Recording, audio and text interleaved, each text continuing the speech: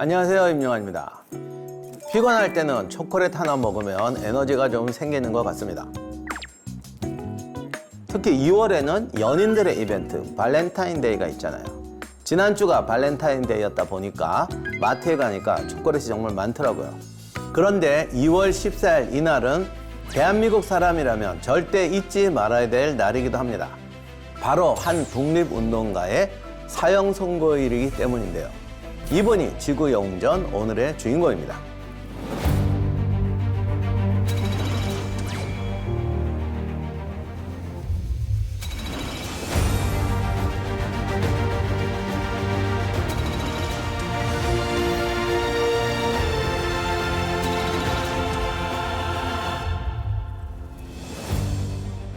안중근 의사는 우리나라의 대표적인 독립운동가로 대한제국 말기에 항일 의병을 이끈 대한의군 참모 중장입니다. 본격적으로 그의 이야기를 하기에 앞서 그의 집안과 어린 시절을 만나보겠습니다. 안중근의 아버지 안태훈, 안진사는 해주의 오랜 토착 집안이었습니다. 안진사의 부친 안인수는 진해 현감을 지냈습니다. 1884년 갑신정변 당시에 안진사는 경성에 체류 중이었습니다. 당시에 박영효가 해외 유학생 70여 명을 모집했는데 거기에 선발이 됐었죠. 그런데 갑신정변 실패하고 박영효가 망명하는 바람에 안태훈도 해주로 피신했습니다. 그는 출세를 포기하고 자연 속에 살기로 하고 부친 인수의 승낙을 받아서 80명의 대가족을 이끌고 청계동으로 이주합니다. 이때 안중근의 나이가 6, 7살이었습니다. 청계동은 40에서 50% 정도가 있는 마을로 사방이 산으로 둘러싸인 곳이었습니다. 그러니까 완전히 요새 같은 지형이죠. 동네 입구에 있는 산 위에는 포대까지 설치되어 있었다고 합니다. 1894년 안중근은 16살에 결혼을 했습니다. 그리고 이 해에 동학농민전쟁이 발발합니다. 이때 농민군과 관군이 대결하고 나중에 일본군 청군이 관군 편으로 참전했습니다. 그런데 지역에 따라서는 양반 사족층이 주도해서 조직한 민병대가 창설되어서 동학군과 전투를 벌이는 경우도 있었죠. 안진사도 의병 70명 정도를 모집했습니다. 12월에 동학군 2만 명이 청계동 근처로 진출합니다. 동학군은 수는 많아도 조직이 엉성한 경우가 많았습니다. 안진사와 안중근은 40명을 선발해서 새벽에 동학군 진지를 급습했습니다. 이때 안중근이 전투에 앞서서 6명과 정찰을 나갑니다. 그런데 갔더니 의외로 경계도 허술하고 동학군 대장 숙소가 그대로 노출되어 있는 거예요. 안중근은 이 동학군이 훈련이 전혀 안 됐구나 라고 판단하고 7명을 거느리고 대장 숙소를 향해서 사격을 퍼부었습니다. 단 7명의 공격에 2만 명이라고 불리던 동학군이 도주해버립니다. 물론 날이 밝자 이들은 상대가 소수인 것을 알고 동학군이 다시 반격해 옵니다. 안중근은 위기에 빠졌지만 30여 명의 본대가 후원하자 동학군은 달아나 버립니다. 이게 2만 명이라고 했는데 사실 과장도 좀 있을 것 같고 대부분은 무장도 안 한 그냥 일반민이었을 겁니다. 전투 후에 보니까 동학군 사상자는 수십 명이었다고 합니다. 뭐 그렇다고 해도 7명에서 수십 명을 격파했으면 대단한 거죠. 이후에 동학군은 청계동을 건드리지 않았다고 합니다. 그러던 중에 안진사가 폐업사에 주둔 중인 김구의 소문을 듣게 됩니다. 1894년에 동학군을 이끌던 19살의 김구는 패전하자 황해도 구월산에 있는 폐업사에 와서 응무하고 있었죠. 안진사는 상대가 동학이었지만 김구라는 인물을 아껴서 밀서를 보냈다고 합니다. 너가 청계동을 침범하지 않으면 우리도 김구 부대와 싸우지 않겠다. 그래서 밀약을 맺었다고 합니다. 김구 부대는 폭력적이었던 다른 동학 부대의 공격을 받아서 패망하는데 갈 곳이 없었던 김구는 이 안진사를 믿어도 될까 반신반의하면서도 피할 곳이 없었기 때문에 안진사를 믿고 청계동으로 피신했습니다. 덕분에 김구는 목숨을 건지게 되었죠. 안진사는 조선 정부의 부패에도 불만이 많았던 사람이었습니다. 그는 민중의 분노는 분노대로 이해했고 정부의 부패는 정부의 부패대로 분노했죠. 의병을 조직한 것도 폭력과 약탈로부터 보호하려는 자위적인 노력이었지 적극적으로 동학을 적대시했던 건 아니었습니다. 김구가 관찰한 바에 따르면 안태훈 일가는 6 형제가 모두 청계동에 살았는데 안진사는 셋째였습니다. 형제들의 특징이 모두 술하고 독서를 좋아하며, 이게 어떻게 술하고 독서를 좋아할 수가 있지? 학식이 풍부했으며 인격이 훌륭했다고 합니다. 그리고 자녀 교육에도 열정이어서 그 산속에서도 서재를 만들어서 자녀들을 공부시켰다고 합니다.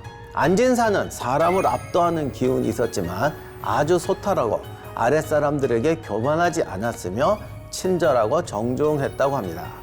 다만 술이 과한 것이 흠이었다고 하는데 김구 선생 입장에서는 안씨 집안이 천주교인이고 단발령에 동의하고 서양 문물을 받아들여야 된다는 개방적 사고를 지닌 것은 이제 불만이었다고 합니다. 그런데 이제 묘한 게 이때 분명히 안중근을 만났을 텐데 뭔가 좀 서로 서먹했던 것 같아요. 자기가 대화를 나눈 기록이 전혀 없습니다. 안중근은 3살 차이였는데 나이도 비슷하고 두 사람 다 성격이 보통이 아니어가지고 서로 친하지 않았던 것 같아요. 진짜 이상하단 말이야. 한마디도 없어. 안중근하고 대화를 나눈 기록은 한마디도 없고 아주 삼자적 입장에서 이렇게만 기록했습니다. 안중근은 장총을 들고 매일 사냥을 다녔다. 용기가 넘치고 여러 군인들 중에서도 사격술이 제일이었다. 나는 새, 달리는 짐승을 백발백중으로 맞췄다. 하루에 노루, 고라니 여러 마리를 잡아오는 경우도 있었다. 아버지는 다른 아들에게는 매일 공부하라고 독촉하는데 유독 안중근에게는 공부하지 않는다고 질책하는 것을 보지 못했다. 안중근이 옥중에서 남긴 짧은 자서전을 보면 자기가 성격이 급하고 세다는 사실을 숨기지 않습니다. 청계동에 온 이후로 일상적인 한문 교육을 받긴 했는데 본인이 워낙 사냥을 좋아하고 활동적이어서 학문에 마음을 두지 않았다고 해요. 어릴 때부터 자기는 항우를 본받겠다라고 했다고 합니다. 이 말이 제일 핵심인 것 같아. 항우. 그리고 자기가 워낙 고집이 세서 한 번 결심하면 말을 듣지 않는 성격이다라고 했습니다. 안진사가 아들한테 공부하라고 안 하고 그 시대에 사냥 가는 거를 이렇게 막 허락했다고 그래서 야, 저 시대에 저런 아버지가 있나 싶었는데 아들이 성격이 센 걸 알아서 그랬던 것 같아요. 좌우간 안중근은 누군가가 강요하면 절대 안 듣는데요. 그래서 아버지도 포기를 했던 거죠. 이렇게 해서 안중근은 그냥 호남아, 쾌남아로 자랍니다. 자기가 제일 좋아하는 게 첫째, 친구 사귀는 것. 둘째, 음주 감호. 셋째가 총으로 하는 사냥이라고 했습니다. 그러니까 활, 몽둥이, 돌멩이 난 이런 건 지고 안다 이거죠. 어디까지나 사격. 그리고 넷째가 준말을 타고 달리는 것이라고 했습니다. 근데 이게 결국 하나로 통일돼요. 친구랑 사냥을 혼자 가나? 친구랑 말 타고 사냥 다니는 그냥 이거를 이렇게 넷으로 나눴죠. 주변 어디에 누가 호걸이 있다. 저 사람이 영웅 호걸이다. 그러면 바로 달려가서 친구로 사귀고 함께 사냥 가고 끝나고 애프터로 음주 가무를 같이 즐겼다고 합니다. 안중근은 나중에 천주교 신자가 되었지만 신부들이 한국인을 멸시하거나 하등민족 취급하면 참지 않았다고 합니다. 의협심도 강해서 권세가나 관리하고도 싸웠습니다. 그들이 아무리 협박을 해도 전혀 굴하지 않았고 오히려 상대에게 겁을 줘서 야 이거 진짜 쉬운 일이 아닌데 높은 관료잖아요. 그런데도 상대방을 겁을 줘서 끝내 이겼다고 합니다. 그는 부패하고 무능한 조선 정부와 민씨 정권 관리를 정말 미워했습니다. 조선이 근대의 문물을 받아들여서 깨어야 한다고 생각했죠.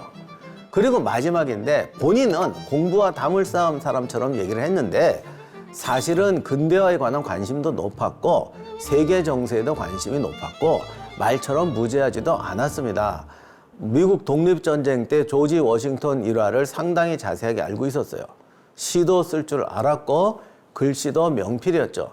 그 안중근 필체를 분석한 분이 하는 말인데 우리나라 이게 붓글씨는 대체로 당송팔대가 그 백기거든요. 근데 그 중에 이제 안진경체라고 했어요. 한국에서 별로 안 쓰는데 같은 안씨라서 그런지 안진경체로 썼다고 그래요. 근데 그 정도면 붓글씨도 굉장히 노력해야 나오는 체입니다.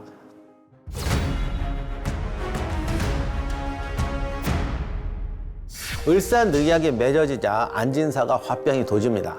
조선의 부패한 정부는 안진사가 동학전쟁 때 공을 세웠음에도 불구하고 포상하기는커녕 위험한 토 취급하면서 괴롭혔습니다. 심지어는 그때 군량미를 쓴 게 민씨 집안 그 군량이라고 손해배상 청구를 해요. 그걸 어떻게 그 말이 되냐고 그랬더니 수배령을 내려가지고 몇 년간 프랑스 신부한테 숨어 지낸 적도 있었습니다. 정부는 이 모양이고 나라는 망해가고 일본은 침입해 오니까 화가 나서 술만 찾았다고 해요. 그러자 안중근은 차라리 가산을 정리해서 외국으로 가서 무장투쟁을 벌이자고 부친을 설득합니다. 그러나 이제 프랑스 신부가 무장투쟁보다는 실력을 키워야 된다라고 설득을 하는 바람에 교육사업을 벌이기로 합니다. 하필 이때 안진사가 사망했습니다. 그러자 안중근은 진남포로 이주해서 2개의 학교를 세우고 교장이 됩니다. 그러나 무력투쟁에 대한 힘에 대한 갈망은 여전히 못 버렸는지 교련 과목을 넣어서 이 학교는 이제 그야말로 문무경비한 인재를 길러내는 학교였습니다. 그렇지만 이 교육 사업을 지속할 수가 없었어요. 재정에도 문제가 생겼죠. 1907년에 정미의병이 발발하자 안중근은 블라디보스토크로 가서 거부였던 최재형의 지원을 받습니다. 그래서 최재형, 이범윤, 이휘종, 김두성 등과 함께 동의회라는 의병을 조직하게 됩니다. 병력은 약 300명이었고 이 부대로 국내 진공작전을 시도합니다. 1908년에 경흥 회령군 일대의 일본군 진지를 공격했습니다. 이 산야로 이렇게 돌아다니면서 습격하고 튀는 작전이었는데 몇 번 전투를 치르면서 일본 군인과 상인을 포로로 잡았습니다. 그러나 안중근이 이들을 석방해서 돌려보내는 바람에 장병들과 트러블이 발생합니다. 동료들의 반대에도 불구하고 포로들을 풀어준 이유는 무엇이었을까요? 만국 공법에 의해 포로들을 석방해야 한다고 생각했어요. 나라가 기울고 백성이 지쳤는데 어찌 동양 평화와 일본 국세가 안녕하기를 바랄 수 있겠습니까? 이 사람들은 잘못이 없습니다. 지금 이렇게 된 것은 모두 이토 히로부미의 잘못입니다. 우리나라가 강해져야 된다는 뿐만 아니라 근대화돼서 세계의 선진국이 돼야 된다. 그래서 안중근이 제일 좋아하는 말이 만국 공법이었거든요. 그러니까 우리는 일본군을 단지 반대하고 죽이기 위해서가 아니라 정의를 실현하기 위한 것이다. 그래서 이런 사람을 죽여서 괜히 우리가 무슨 폭도들처럼 보일 필요가 뭐 있느냐. 우리는 정의의 군대다. 이걸 과시하고 싶어서 돌려보냈던 거죠. 그런데 이제 당시 의병 항쟁에 왔던 사람들은 한이 맺힌 사람들이잖아요. 그러니까 우리가 쟤들을 죽이러 왔지 저걸 왜 놔주냐. 이런 식으로 되면서 이제 트러블이 생겼던 것 같습니다. 처음부터 안중근은 외지에서 갑자기 등장한 인물이라서 병사들이 잘 따르지 않았다고 합니다. 여기에 지리도 어둡고 군대는 훈련과 조직이 부실했습니다. 안중근이 성격이 세다 보니까 천주교 얘기를 좀 많이 한 것도 반발을 일으켰던 것 같습니다.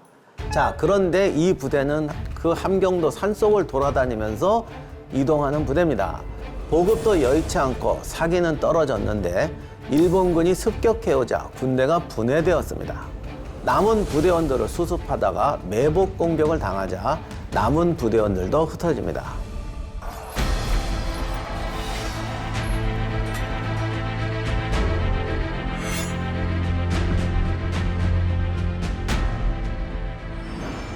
안중근은 이런 군대로는 군사행동을 하기가 어렵다고 판단했습니다. 실제로 군대를 양성하기 위해서 훈련하고 조직을 강화하려면 굉장한 재원이 필요합니다. 또 상당히 안정적인 환경이 요구되는데 그것도 쉽지 않았죠. 블라디보스톡에서 하바롭스크까지 광범위한 지역을 돌아다녔지만 지원을 받고 조직을 재건하기가 쉽지 않았습니다. 연해주로 온 조선인들은 빈민들이 많았고 조선 정부 전통적인 양반이나 유생들의 권위에도 반감이 많았습니다. 결국 1909년 안중근은 11명의 동지를 모아 왼손 약제를 끊어서 단지 동맹을 만듭니다. 이들은 각지로 흩어져서 동지들을 모으고 계몽운동을 해서 조직을 만들자고 결의합니다. 그리고 그것을 위해서 실제로 노력을 해요. 그러나 일이 쉽지가 않았죠. 특히 재정 문제를 해결할 방법이 요원했습니다. 1909년에 안중근은 연추에 거주하면서 대동공보라는 블라디보스토크의 한국국민회가 만든 기관지의 보급소를 운영했습니다.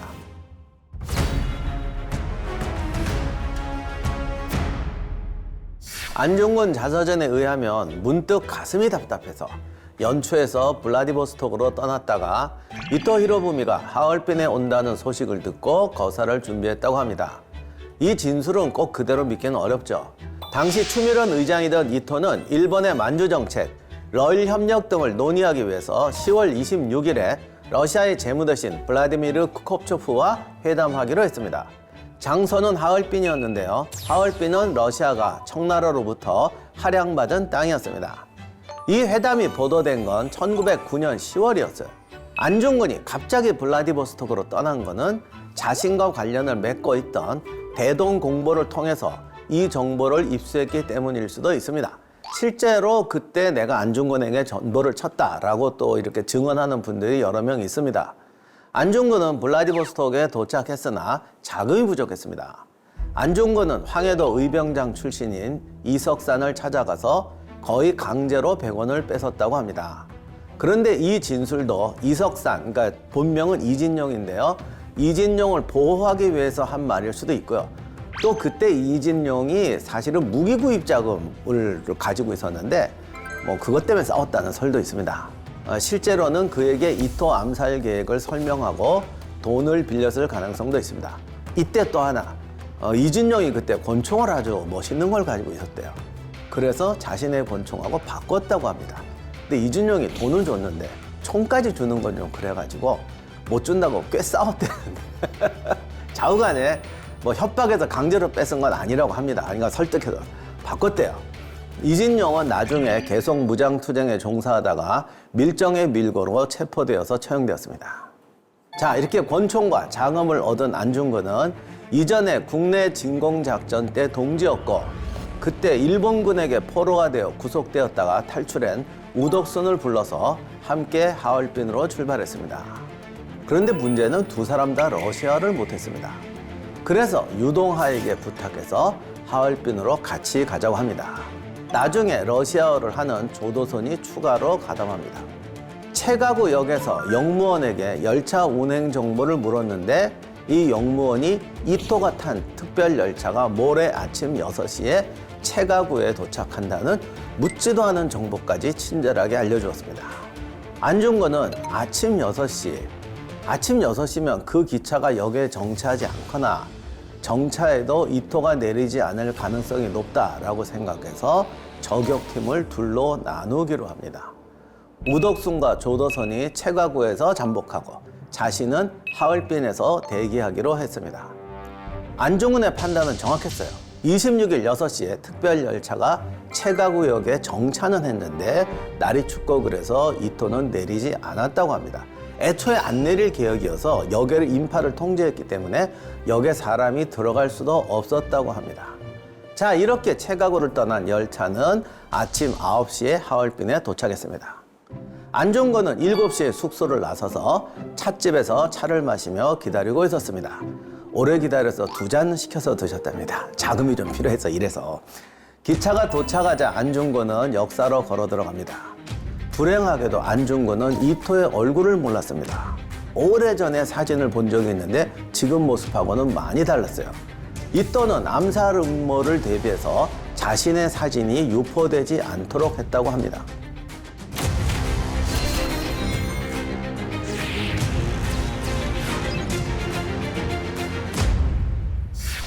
오늘의 라이벌은 뭐 누구나 예상하셨겠지만 이토 히로부미입니다. 일본이 막부자를 타파하고 천황을 중심으로 메이지 유신을 단행하죠. 이때 가장 크게 기여한 집단이 사스마번과 조슈번입니다. 이 중 최후의 승자가 조슈번이에요. 현재의 야마구치현입니다. 이곳은 지금까지도 일본 최대 정치 집단을 형성하고 있는 지역입니다.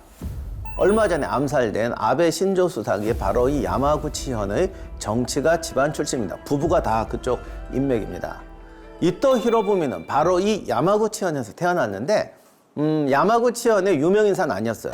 아주 빈농의 아들로 태어났습니다.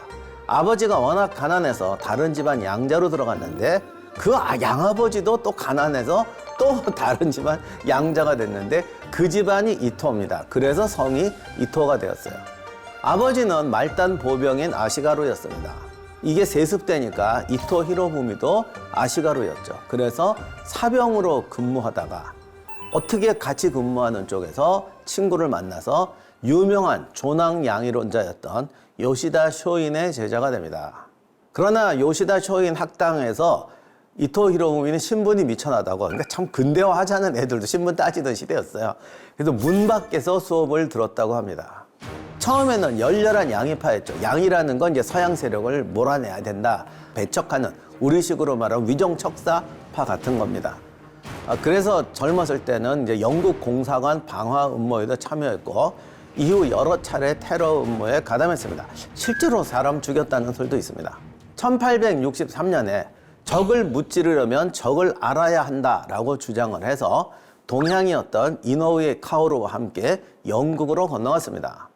여기서 영국의 산업령을 보고 양이론을 철회하고 개국 개화론자로 변신합니다. 일본이 부강해지려면 양의를 할 게 아니라 서양 문물을 적극적으로 흡수해야 한다라고 바뀐 거죠. 이후 일본의 내전기를 거치면서 조시번의 위상이 계속 올라가게 돼요. 사스마번도 격퇴하고, 이때 이토 히로부미도 맹활약을 해서 정치적 입지가 급상승하게 됩니다. 메이지 유신에서 가장 중요했던 인물이 이노우에 카오루와 이토 히로부미라고 하죠. 두 사람은 아주 핵심적인 인물이 됩니다. 1869년에 효고현 지사로 있던 이토 히로부미는 국가의 미래 정책안을 건의를 합니다. 이 내용을 보면 군주정을 기반으로 중앙집권제를 시행한다. 세계 만국과 통교하고 이들의 학술을 습득한다. 그리고 그것을 보급한다. 신분제를 없애고 자유의 권리를 부여한다. 라는 것들을 주장합니다. 또 우리가 아는 카레라이스가 사실은 일본식 음식인데 이게 이토 히로부미가 만들었다는 설이 있어요. 본인이 만든 건 아니고, 당시 일본 사람 키가 작잖아요. 우리가 서구처럼 강대국이 되려면 키를 키워야 된다. 키를 키우려면 어떻게 해야 될까? 쟤들 먹는 걸 먹어야 된다. 그래가지고 카레를 도입했는데 애들이 먹기 싫어해서 주방장이 어떻게 해서 만든 게 카레라이스라고. 우유 마셔야 된다. 그래 키를 키워야 된다. 이런 정도로 서양 문물의 이런 흡수를 주장을 합니다. 이럴 정도로 그는 서구 문화를 받아들여야 된다고 주장했던 사람이었어요. 그래서 외래 문화 흡수에 유연했고, 일본에서 입헌군주제를 주장하고 의회 정치를 확립하는 대표적인 인물이 되었습니다. 이러다 보니 서구 인사들 사이에서도 이토 히로부미가 상당히 평이 좋았어요. 정치가로서 더욱 승승장구하죠. 메이지 헌법 제정을 주도했고 초대 내각 총리 대신이 됩니다. 그리고 이후로 4번이나 총리 대신을 역임했습니다. 철도 건설, 교육 개혁, 일본 근대화에서 중요한 정책을 본인이 지지했거나 직접 시행했습니다. 외교 부문에서도 전문가여서 갑신정변의 사후 처리를 위해서 이홍장과 맺었던 텐진 조약, 청일 전쟁 후에 맺었던 시모노세키 조약의 주역이었습니다. 러일 전쟁의 조약, 미국하고 맺었던 가스라 테프트 조약도 이토가 마쿠에서 중요한 역할을 했습니다. 처음에는 열혈 행동 대원이자 테러리스트로 시작했지만 성공한 이후에는 타고난 혹은 일상의 모든 행동이 정치적인 사람으로 바뀝니다. 주변 사람들이 전부 하는 공통의 평이 저 사람은 타고난 정치가다 였어요. 그러니까 항상 타인의 입장을 이렇게 살피고 하층민에서부터 상류층 외국인에까지도 이 사람한테는 이렇게 접근해야 돼. 이런 것들을 굉장히 세세하게 잘하는 사람이었어요. 파티 엄청나게 좋아했어요. 부와 명예 당연히 좋아했죠. 그러려고 출세했지. 그러나 자기의 이런 욕구가 내 이미지를 훼손하면 안 된다. 이런 걸 알아가지고 엄청나게 노력을 했습니다. 그러다 보니까 사람들이 이런 걸 알아도 오히려 더 존경을 하게 됐다. 이렇게 말들 하더라고요. 1905년 을사늑약으로 조선의 통감부가 설치되는데 이때 이토가 초대 통감으로 취임합니다. 이토는 강경하고 신속하게 조선을 병합하기를 바라는 일본 군부의 주장에는 반대했다고 알려져 있습니다. 대외적으로 이토는 온건론자로 비춰졌어요. 러일 전쟁 때도 만한 교환론을 내세우며 러시아와 화해를 주장했고, 급속한 전쟁은 국가와 국민에게 부담이 된다는 신중론을 내세웠습니다. 조선에 대해서도 조선을 막 강제적으로 누르면 안 되고 조선을 보호국으로 두고 교육, 산업, 문명을 근대화시켜서 이 사람들이 우리를 따르게 해야 된다, 이렇게 주장하는 사람이었죠. 물론 그렇다고 해서 그 사람이 조선의 발전과 독립을 보장한다는 의미는 절대로 아니에요. 조선 사람들이 일본을 침략자가 아니라 고마운 사람으로 받아들이게 해야 된다라는 전략적 차이였죠. 이토는 일본의 이익을 추구할 때도 전쟁보다는 협상과 교육이 더 중요하다. 일본이 한국의 자치 능력의 향상을 도와주고 근대 교육, 문명을 전하기 위해서 열심히 노력하고 있다라는 이미지를 조선 사람들에게 심어줘야 된다. 그뿐이 아니라 이런 이미지를 또 서구에다 선전을 많이 했습니다. 그래서 나중에 이토가 죽자 그것은 한국에도 불행이 되었다고 말하는 외국 인사들도 있었어요. 지금도 이렇게 또 이야기하는 분들이 꽤 많습니다. 그러나 이토가 그렇다고 해서 한국의 독립을 바라고 한국의 발전을 진심으로 바랬던 건 아니죠. 이것은 제국주의 지배 정책의 전형입니다. 제국주의 얘기할 때 꼭 총칼로 탄압한 얘기만 하는데 원래 제국주의가 총칼로 탄압만 해갖고 같은 나라를 어떻게 지배합니까? 채찍과 당근이에요. 군부는 채찍의 비중을 높이 봤던 거고 이토는 당근의 비중을 높이 봤던 건데 어떻게 보면 우리에게 더 위험한 사람이었어요. 그렇게 돼서 야 우리는 능력 없다. 그냥 일본의 한 지방에 대해서 행복하게 살자. 이렇게 말하는 사람을 더 많이 만들어내자는 작전이었던 거죠. 이토의 이런 발언을 이해하기 위해서는 그의 성격, 그가 진짜 철저한 정치가였던 데도 관련이 있습니다. 하얼빈에서 경호가 굉장히 소홀했는데 이것도 이토가 너무너무 자기 이미지 관리 그리고 그것으로부터 얻는 찬사와 존경을 즐겼기 때문이다라는 해석도 있습니다.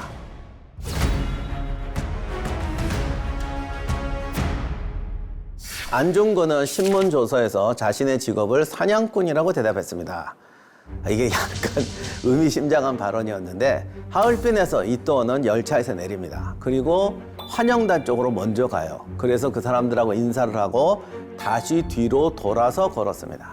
안중근은 키가 156cm, 자그마하고 얼굴이 누렇고 머리가 센 노인이 이토라고 확신합니다. 당시 역에는 러시아군 의장병들이 두 열로 서서 이토 일행과 관중을 차단하고 있었습니다.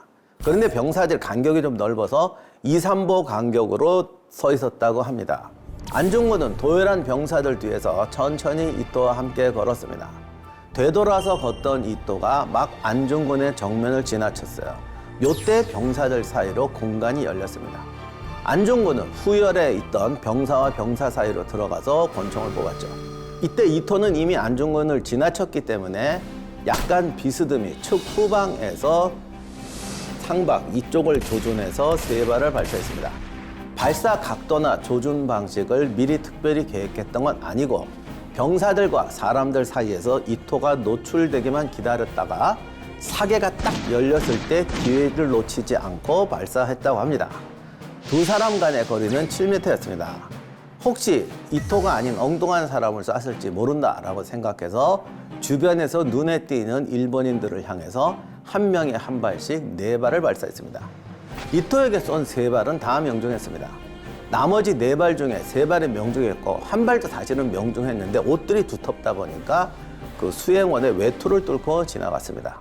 안중근이 사용한 M1900 브라우닝은 당시로서는 드물었던 자동권총이었습니다. 그런데 안중근이 7발을 쏘면서 한 발씩 격발한 것이 아니라 방아쇠를 당긴 상태에서 연사로 했습니다. 그러니까 이게 진짜 대단한 실력이에요.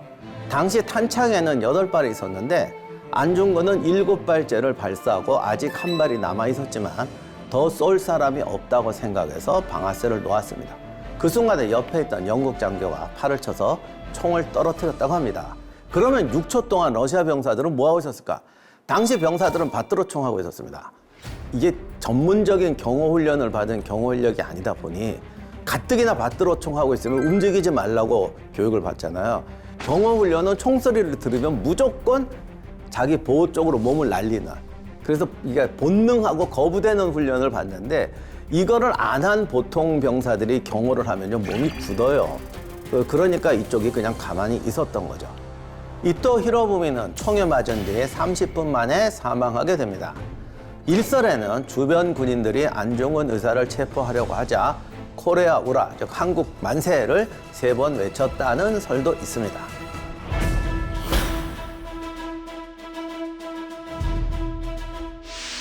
나는 체포되는 것도 죽음도 두렵지 않았어요.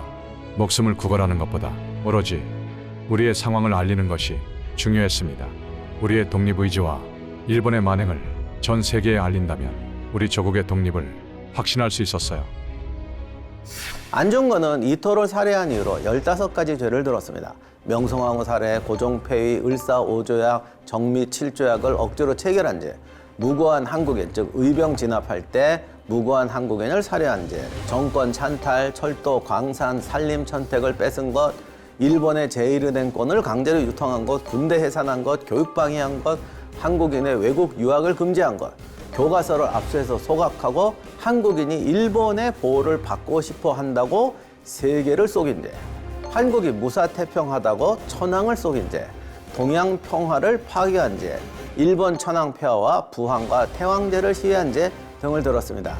이거는 이제 사실은 아니지만 메이지 유신파들이 메이지 천황의 아버지였던 고메이 천황을 살해하고 메이지를 즉위시켰다는 음모론이 당시에 이제 파다하게 퍼져 있었습니다. 근데 가장 중요한 것은 동양 평화를 파괴한 죄였다는 거였어요. 안중근 의사는 내가 조선의 복수를 하기 위해서만이 아니라 동양의 평화를 일본이 파괴하고 있지 않느냐. 동양의 질서를 새롭게 평화로운 걸 만들기 위해서는 이토 히로부미를 없애서 경고를 해야 한다라는 게 안중근의 의도였습니다. 이토는 이미 조선을 완전히 일본으로 동화시켜야 된다는 생각을 하고 있었습니다. 그리고 나아가서 만주와 중국까지 일본이 지배해야 된다고 생각하고 있었죠. 이토가 생각하는 동양의 평화는 일본이 지배하는 동양의 평화입니다. 안중근도 동양 평화를 주장하고 있었습니다. 그러나 안중근이 생각하는 동양 평화는 한국과 일본, 중국이 서로 독립된 관계에서 협력 관계로 나가는 거였죠. 그러니까 같은 동아 평화론을 놓고 일본이 흡수해버려야 한다는 이토의 생각과 삼국이 공존해야 된다는 안중근의 생각이 충돌하게 되었던 것입니다. 안중근은 옥중에서 쓴 자서전에서 자신의 사형 선고에 대해서 이렇게 말했습니다. 나는 중대한 죄인이다. 내가 어질고 약한 한국인이 된 것이 중대한 죄인이다 라는 뜻입니다. 안중근 의사의 어머니 조마리아 여사는 아들의 사형 선고 소식을 듣고 편지와 함께 수의를 지어 보냈다고 합니다. 편지함과 함께 보냈다고 하는데 이건 정확하지 않고 수의는 사진으로 남아 있습니다.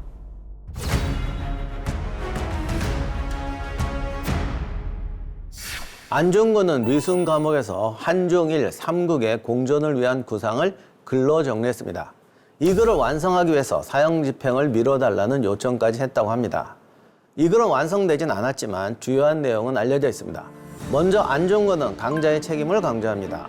세상은 약육강식의 세상이고 전쟁을 향해 나아가고 있다. 약자는 단결해야 하며 백인종, 그러니까 서구인의 침략 위험 아래에 있는 아시아는 더더욱이 단합해야 한다. 그런데 아시아에서 제일 중요한 나라는 한중일 삼국인데 이 중에서 제일 강자는 현재 일본이다. 그런데 일본이 동양의 평화를 추구하는 것이 아니라 백인의 앞잡이가 되어서 침략과 탄압을 자행하고 있다. 약자를 배려하지 않고 탄압하는 나라는 망할 수밖에 없다. 그러니까 일본은 리더가 될 수 없다라는 거예요. 청과 러시아 모두 주변국을 멸시하고 백성을 천시해서 일본에게 패하지 않았느냐.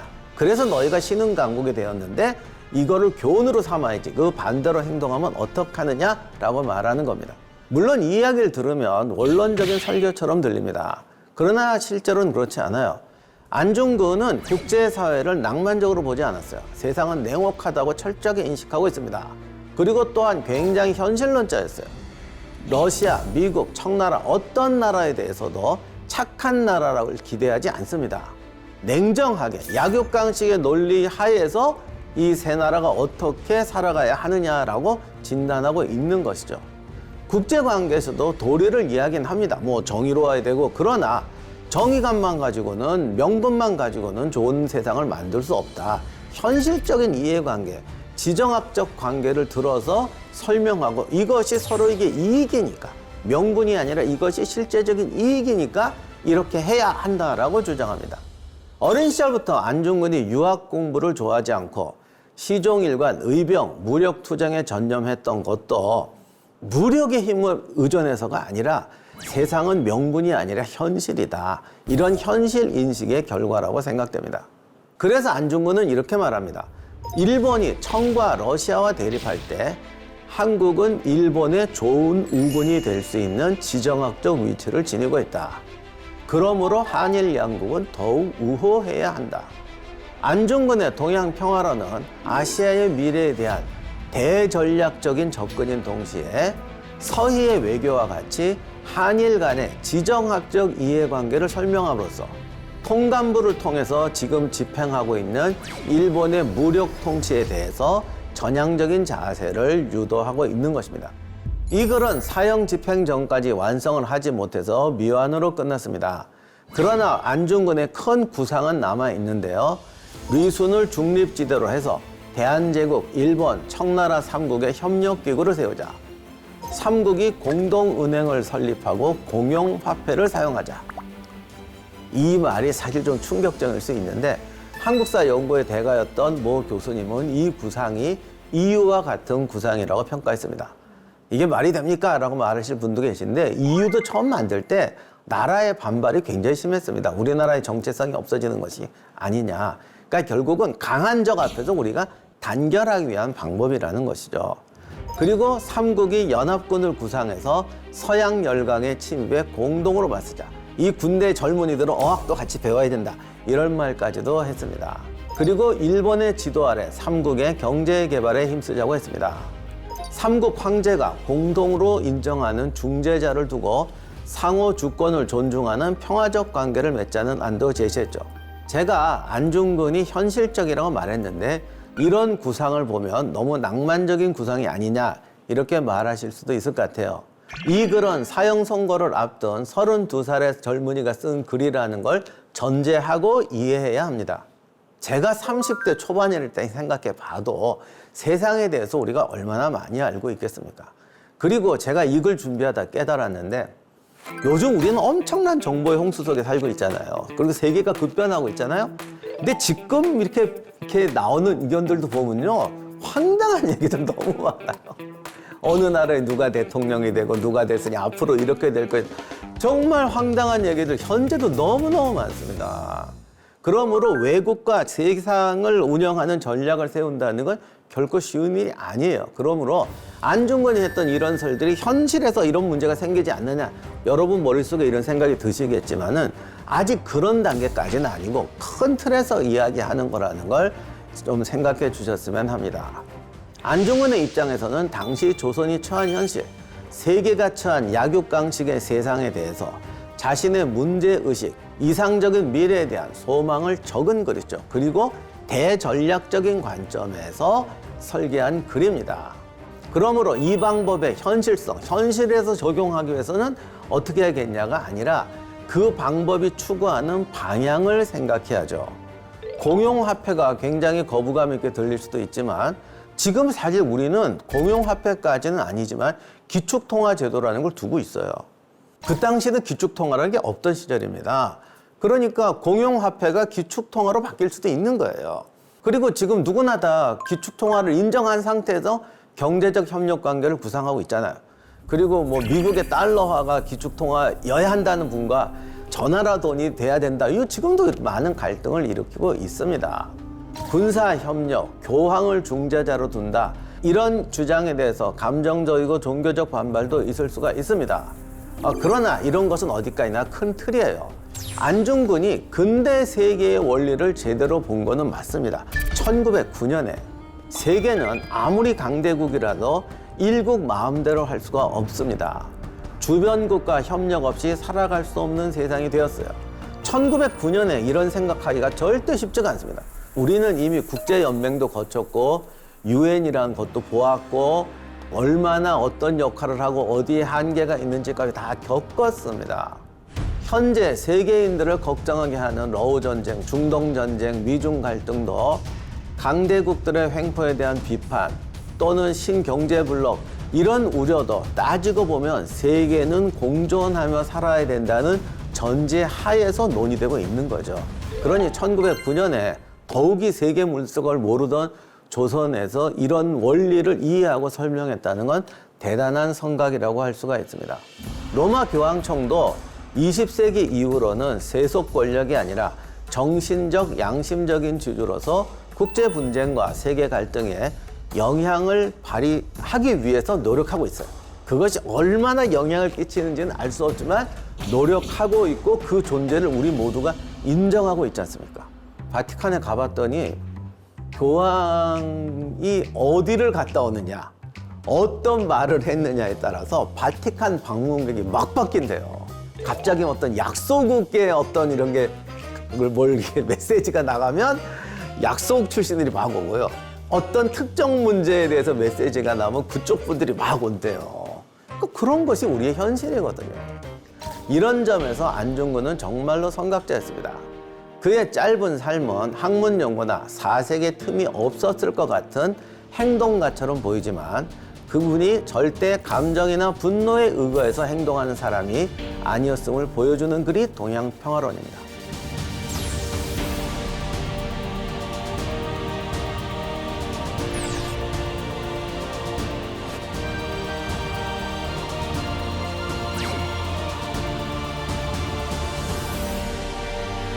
물론 안중근 의사가 이토 히로부미를 사살했다고 해서 우리나라가 독립을 유지할 수 있었다거나 극적인 변화가 있었던 건 아닙니다.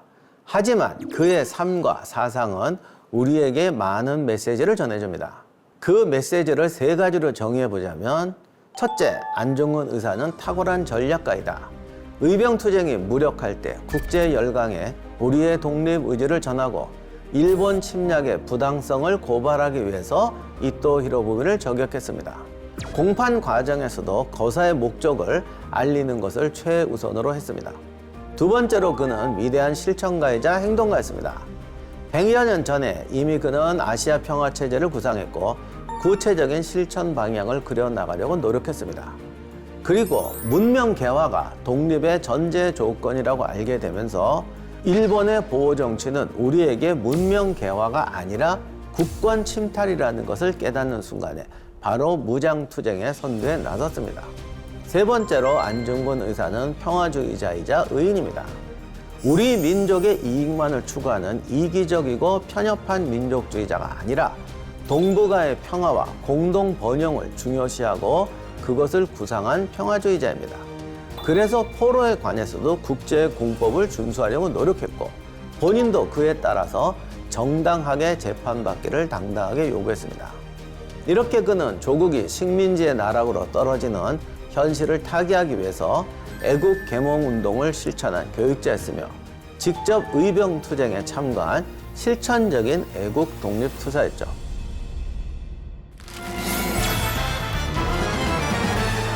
안중근 의사의 명언 중에는 이런 말이 있습니다. 조국이 위기에 처하거든 목숨을 바쳐라. 그는 조국의 자주권과 존엄성을 지키기 위해서 눈앞의 사사로운 이익보다 의로움을 먼저 생각했습니다. 올해는 안중근 의사의 순국 115년이 되는 해입니다. 많은 시간이 지나긴 했지만 그래도 안중근 의사의 정의로운 행동과 그가 지키려고 했던 자유의 가치에 대해서는 다시 한번 생각해 봐야 하지 않을까 싶습니다.